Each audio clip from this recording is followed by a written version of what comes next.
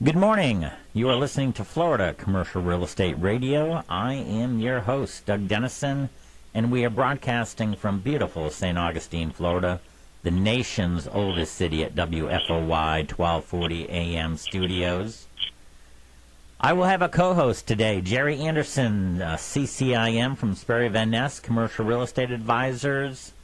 In Palm Beach County, we'll be calling in today through the power of the internet. This program is going to be streamed worldwide on 1240news.com. The show will also be archived on svn.com. Sperry Van Ness Commercial Real Estate Advisors are the sponsors of this program. Additionally, this show will be posted on youtube.com. We're going to be talking about commercial real estate, different commercial real estate markets across the state of Florida. We've got a lot of topics. And, Jerry, are you with us today? Oh, yes, sir, I am, Doug. Yes, sir, I am. Wonderful, wonderful. I guess we now switch to, the world of the government in regards to real estate. And I have had the pleasure of making that my career for many, many years. I think in total I've sold about 12,000 government surplus properties. And that is from FDIC, RTC, GSA, United States Marshal Service, Small Business Administration. I'm sure I'm missing a couple. Actually, this will date me, but actually FISLIC, which was the insurance corporation for the savings and loans. But I believe that the sale of government surplus properties is extremely important. And let's continue with that topic, but we have a new caller. Good morning, you're on the air. Good morning, Doug. Louis Fisher. Louis Fisher. Jerry Anderson is on the line with us. Jerry, welcome your guest. Good morning, Louis. Thank you for dialing in this morning. Yes, the reason we wanted to have you both talk about your recent trip, and Louis, I'm going to ask Doug a couple of questions to get us started, because both of you fellows have been involved in this government surplus property arena for quite a while. But Doug, I'm going to ask you first. As I said at the start of the show, we're switching roles here a little bit. I want to ask you to share with our listeners, how did this topic become so top of mind, and help me understand Louis's involvement? Because, folks, what we're talking about here is Louis and Doug just got back from a trip to Washington, D.C., and they took that trip to talk to our legislators, our congressmen, our GSA about the surplus properties in the United States, which, Doug, my understanding is it currently is over 14,000 properties, and I want to know how you got on your high horse about this, and what inspired you, and what triggered your mission to help the government get these off the books. Well, to backtrack a little bit, yes, Louis Fisher and I worked for Louis for 12, 15 years, and has always been a mentor to me in this government surplus property area. But to go back probably 2 years ago, 2011, President Obama spoke at the State of the Union address and mentioned the fact that we need to sell government surplus properties that are costing the American taxpayer a lot of money in holding cost. Now, when I say government surplus properties, I am not talking residential. I'm not talking about Fannie Mae. I'm not talking about Freddie Mac. I'm talking about properties that the government has. They are they own more property than anybody in the world, and this topic was right down my alley, so I kept abreast of it. And this is, again, probably February 2011. And then President Obama did his State of the Budget address in Baltimore later that month, February 2011. and indicated there were 14,000 government surplus properties that needed to be sold to help the budget, to get the cost off of the shoulders of the American taxpayer. And that was when I really got excited about it, and have probably made, I guess, 7 or 8, 9 trips in the last 2 years up to Washington, D.C., pretending that I have any idea on how to make things happen. But just as an American taxpayer, I'm upset about the fact that there is a property in Washington, D.C. that for 10 years has been abandoned. It's a post office annex right in a great section of Washington, D.C., and every year it costs the American taxpayer $6 million a year for that property alone to sit abandoned. And that's $60 million that, no one knows about. And there's 14,000 properties of this, and they're from a small portion, a sliver of land, to a property like that, or a courthouse, abandoned courthouse. And I'm getting on my high horse, of course, so it's time for Lewis to come in. I was going up. I just had, there was an article in DS News, which comes from the 5-Star Conference, and it's all about properties and probably one of the best organizations in the real estate field. And they did an article, and I was quoted several times about these 14,000 government surplus properties.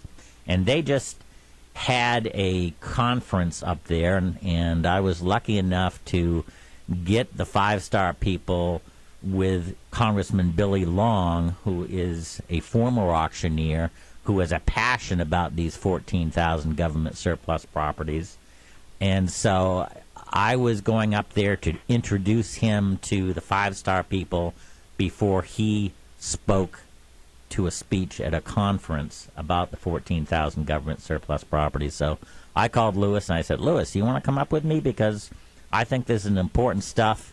And Lewis, it's all yours, buddy. And Lewis, you've operated in this government arena in pretty much most of your career, I understand. So share with our listeners why you got excited about trying to save I've seen estimates, gentlemen, of anywhere between $1.6 billion and $2 billion that it costs us as taxpayers every single year to hold these properties. So, Lewis, jump in, if you will. Why did you get excited and agree to go along? Well, Jerry, first I was very humbled and honored to be invited there by Doug and the DS News Conference and have an opportunity to roam the halls with Doug, both in the Senate and also in the House. And I will tell you this to your listeners and your audience. Doug is a friend of Capitol Hill up there. I was amazed at how many people knew him on a first-name basis, and the inroads that he really has made relative to getting the attention of our legislators to focus on this and even to put it in draft form as far as legislative House bills, etc. And so I got excited because of the fact that literally since 1984, when I first began in this business in 1979. In 1984, I made a focused decision to really look at the government space relative to the various agencies and having an opportunity to serve those agencies in providing our auction services and selling real estate for the Small Business Administration, whether it be the United States Bankruptcy Court and many, many districts across this United States. We've also worked with the FSLIC, which was the former Federal Savings and Loan Insurance Corporation. Doug and I worked an enormous amount with the FDIC and the RTC, the U.S. Marshal Service. We can go on and on about all the acronyms, but what's been very rewarding for me in my 32-year career, and Doug's been a major part of that, is the successes that we've been able to accomplish in selling real estate at fair market value for the government and turning it back to the private sector, which is a win-win for everyone. It's not only a win-win for the government, but it's also a win-win for us as taxpayers. It's also a win-win for those that acquire the assets and improve them, and it provides a tax base, and it gets property that is laying dormant, or as Doug said, abandoned, back to better use. So I'll tell you what, there's a misconception that everything kind of moves along at a snail's pace in Washington, and we may think that relative to bills being passed, but it's a very rapid pace up there for day-to-day activities. It's one meeting to the next. It's one hearing to the next. It's one phone call. It's hardly a minute to breathe, and I tell you, we got back late Wednesday night, and I think I took all day yesterday just to catch my breath. Well, we were also, besides going to Capitol Hill, besides meeting with 4 or 5 legislative offices, we went to the 5-Star Conference. It's called the Government Forum. Congressman Billy Long from Missouri did a speech. He mentioned Lewis in his speech, that he was one of the best auctioneers. And, of course, I probably haven't recognized you. Lewis, you are with Sperry Van Ness, and what do you do for Sperry Van Ness? Yes, Doug. I've been with Sperry Van Ness since 2001, and I'm what they call the council chair for real estate auctions nationwide for the advisors across the country. And as the champion of that, what we call the vertical within Sperry Van Ness, I basically educate and also work closely with the advisors in promoting this as an alternative platform to offer their sellers, sort of as another arrow in their quiver, so to speak, and when they're pitching prospects on what they can provide services, not only commercial, conventional real estate transactions, but also what we call accelerated marketing, which is auctions and sealed bids. So I've had some very, very rewarding times with those advisors, most recent being in the Eastern Shore of Maryland, where the advisor in that local marketplace and our team, the auction team, teamed up together to take a retail center that was in Chapter 11 bankruptcy to auction, and we were able to generate $5,925,000 for that property against a $4,600,000 appraisal. So the SVN culture is to cooperate and collaborate, and that's not only externally, but it's also internally. So I am the council chair, in direct answer to your question, for Sperry Van Ness relative to auctions. Well, Lewis, And Doug, before our call's over today, I'm going to ask Lewis to bring us up to date on an industry event that both of us are involved in, but he's very involved in it, and we'll talk about that here momentarily. But I want to go back to your time in Washington, D.C., because I am sitting here as a taxpayer, and I'm fuming, quite honest with you. I am fuming about this $1.6 billion, maybe even $2 billion a year holding cost that is on my back. I mean, all I hear about are cuts. I'm a pilot, so I've been affected by these cuts that took place and closed down are closing down 143 control towers around the United States. So all of the cuts that are taking place, and yet here we are not doing anything with these holding costs. You guys just got back. I heard you loud and clear, Lewis. A lot of activity going on behind the curtain. But do you see this coming to resolution? And if so, what's it going to take to get it started, and what's the timeline? Well, I came away with a sense of meeting with various staff and congressmen and senators that we met with, Doug and I both, there during our 3 days. That number one, there seems to be a spirit of cooperativeness over the last 110 days on both sides of the aisles. I think that Congress has finally realized that the American taxpayer in general is really not very pleased with what's happening there on Capitol Hill.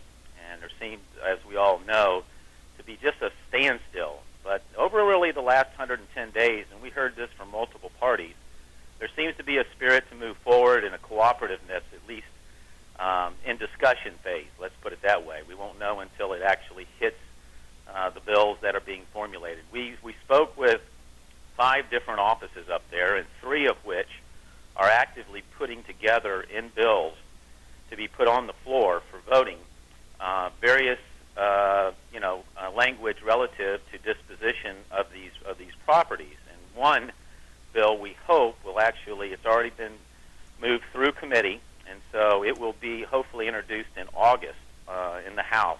And I think us as American taxpayers, we have to be aware of this issue, and quite frankly, we have to reach out to our legislative body and representatives and let them know that we are behind this.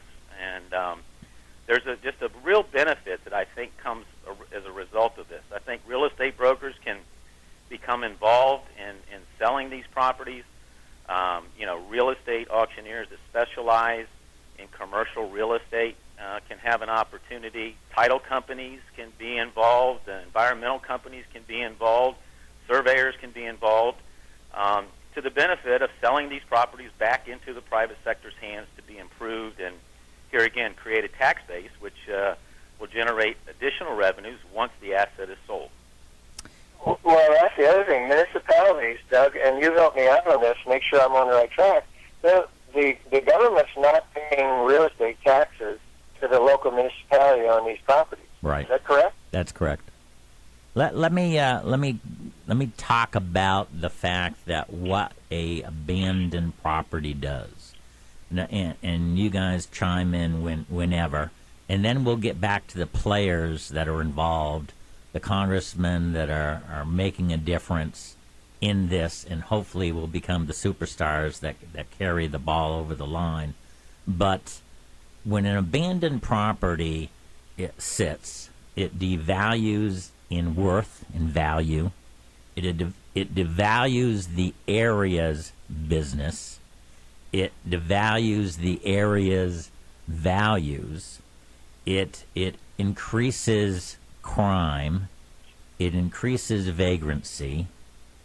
And in the terms of the government surplus properties, they are not they're not paying taxes. Okay, so I was down in Miami. There's a federal courthouse right down in the center, right next to Flagler Street, that has been abandoned for 5 years. We went down there last year, and there was a congressional hearing led by Congressman Micah from Florida and Congressman Jeff Denham from California. These two have been the ones in the past Congress that have really pounded on the table and said, we need to sell these things. So they did a congressional hearing down in Miami courthouse, and for 5 or 6 years, this has been abandoned. It costs the American taxpayer $1.2 million a year, and yet you could smell the mildew. That's what happens when a property is abandoned. Now, if we can get somebody in to buy that Miami courthouse and turn it into retail, turn it into a shopping center, a hotel, all of a sudden, what does that do? All right, the new buyer, private sector, comes in. They are going to fix up the building, which is buying goods and services. They are going to hire employees. That is good. Job growth is good. They are going to start paying taxes to the local municipalities who need help. The value of the property is going to go up. The value of the property around the area is going to go up, and the business around the area is going up. That will help the local restaurant, the local dry cleaner, the local gas station. All of these things are good things.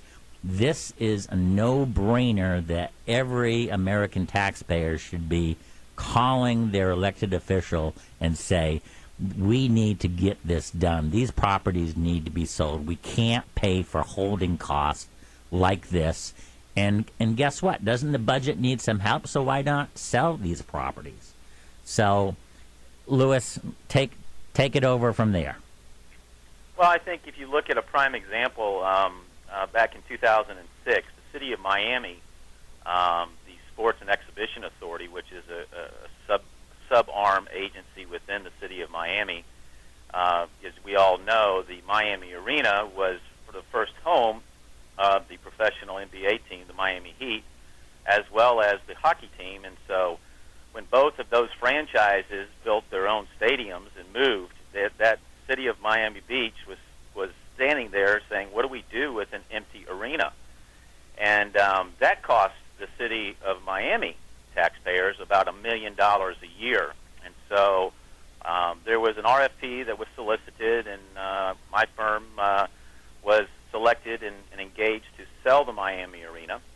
And we had 2 appraisals that were done, MAI appraisals on that, because it literally had sat vacant for about 2.5 to 3 years. And so you can imagine the cost with just the electricity and security and so forth. It was $1 million a year.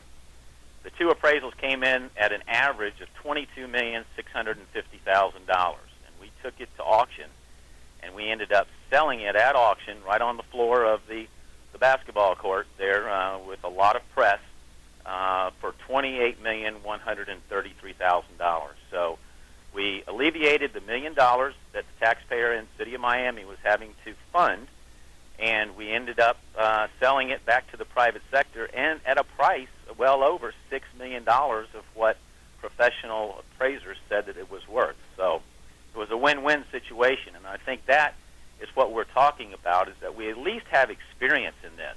So we know it works, we know it benefits, and we know that it generates revenues beyond just the acquisition price alone. The players that are very involved in this, I mentioned 2 already. Congressman John Mica from Florida. The other one, Congressman Jeff Denham from California, had a bill, H.R. 1734, got passed in the House last year and never got to the Senate. Congressman Chavez from Utah has a new bill that, again, property disposal. And on the Senate side is Senator Carper, who holds the power and has a bill that he is pushing. So all of these players need to get together and say, okay, let's wheedle and deedle, but we need to get something done for the American taxpayer because it's just too important. And while we're up there, Lewis, you're doing an auction right now, an industry with Jerry through Auction Point, that maybe this is the kind of thing that will really help in this the possibility of selling these government agency properties.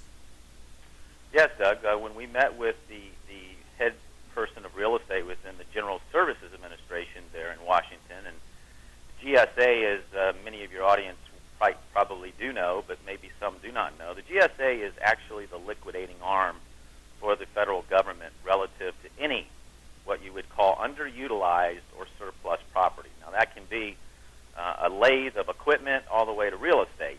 And so when we were talking with the GSA, I had with me the promotional material for the Auction Point 2013 event that Jerry and I are a major part of in organizing, promoting, and conducting. And it's an industry-wide event where we are coming together. It's 4 real estate brokers in the commercial real estate business, and it's being hosted and sponsored and promoted by brokers. So it's the first of its kind ever in the history where all brokers in commercial real estate can bring in one format, one marketplace, their clients' properties and put it on an online, robust platform and have them widely exposed literally throughout the world for buyers to come and to get familiar with the assets and get qualified to bid.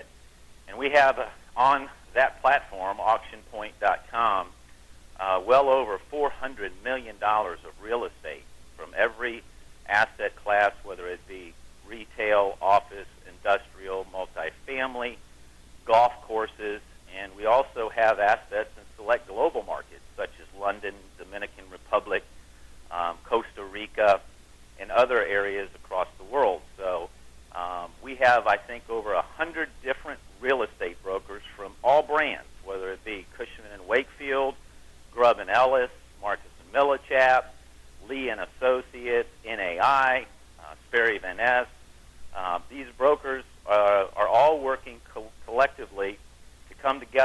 put on what is called the Commercial Real Estate Online Auction Event of the Year, which will take place May the 29th to the 31st of this year. Louis, you want to go to what website to get that information?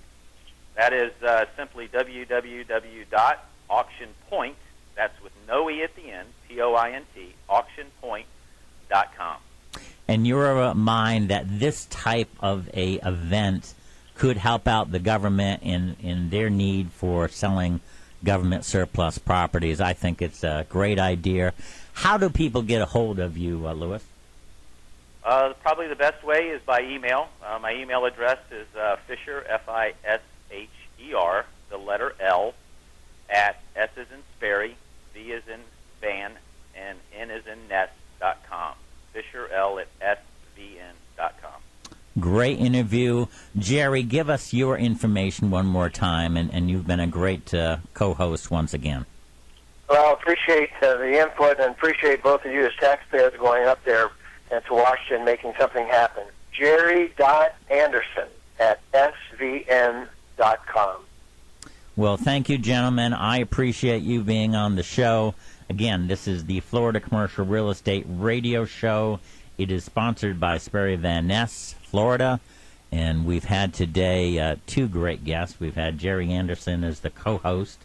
He is a CCIM from Palm Beach County, Florida. And we've also had Louis Fisher, who is in charge of the Sperry Van Ness auction realm, and he's from St. Augustine, Florida. Again, just back from Washington, D.C., trying to make some noise, trying to give the politicians and the agencies some kind of advice to help them and to help the American taxpayer. And again, thank you both, gentlemen, and we'll be back next week for the Florida Commercial Real Estate Radio Show, broadcast every Friday from beautiful St. Augustine, Florida. Thank you, gentlemen, and take care. We'll see you next week. Bye-bye.